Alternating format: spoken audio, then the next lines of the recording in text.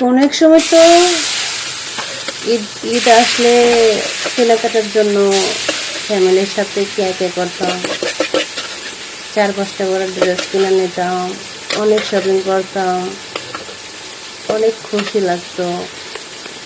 আর এখন এমন একটা সময় আসছে, নিজের জন্য না কেনাকাটা করতে ভালোই লাগে না,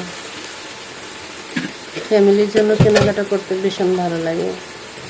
তো আমার ফ্যামিলির জন্য কেনাকাটা কমপ্লিট, কেনাকাটা করছি, এগুলো ভিডিও করতে পারিনি, সবাইকে দেওয়া শেষ। কিন্তু নিজের জন্য এখনো চিন্তা ভাবনা করি নাই কিছু কিনবো কিনা, বুঝতে পারতেছি না কি করব। ঘরে এত কাপড় চোপড় আছে যে অনেক আগে কিনেছি, এগুলো এখনো ব্যবহার করিনি। নতুন করে কিনে আবার তো আলমারিতে ফালায় রাখবো। এখন ভাবতেছি কিনবো কি কিনবো না। কোনো এক সময় সাজনি কিনতে, ড্রেস কিনতে, শু কিনতে অনেক আগ্রহী ছিলাম, ফ্যামিলির কাছ থেকে চাইতাম। এখন আমি নিজেই ফ্যামিলিকে দেই, সবাইকে দেই কেনাকাটা করে।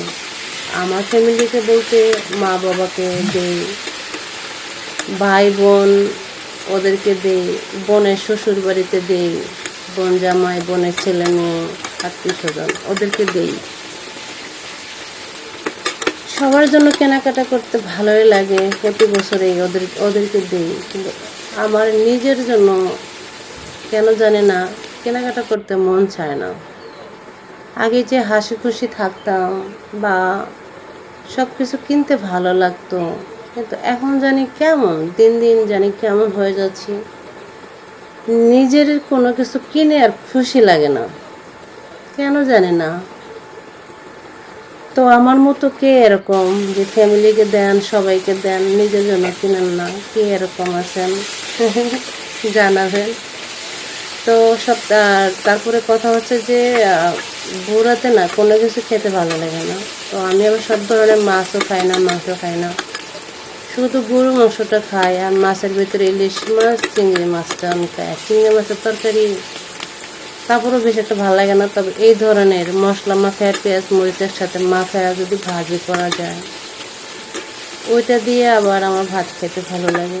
তাই চিংড়ি মাছ ভাজি করলাম রাতের জন্য। আমাদের ঘরে ফ্যামিলির সংখ্যা খুবই কম, এক একজনের একটা খায়, সবাই আলাদা আলাদা থাকে। তো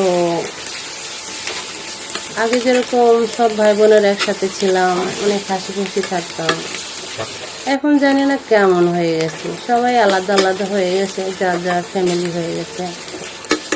তো মার সাথে একা একা থাকা, সেই আগের মতো মজাটা আর পাই না। একা একা থাকতাম বলেই, কারোর সাথে কথা বলার মতো মানুষ নেই বলেই আমি কিন্তু ফেসবুকে এখন অ্যাড থাকি, ফেসবুক নিয়ে কাজ করার চিন্তা ভাবনা করছি। কারণ একা একা থাকার চাইতে ফেসবুক নিয়ে কাজ করা আমি মনে করি অনেক ভালো।